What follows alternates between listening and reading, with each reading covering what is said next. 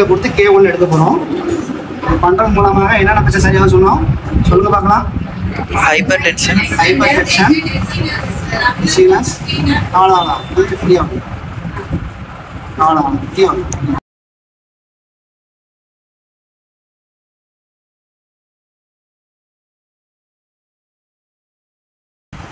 லிவர்3 கொடுத்து K1 எடுத்துட்டு threading needling technique, dizziness, numbness of feet, toes, இது எல்லாத்துலேயும் விரல்கள் மரத்து போகுது, பாதை எரிச்சல் இருக்கு, எல்லாத்துக்கும் ஒரு நல்ல ரிசல்ட் இது.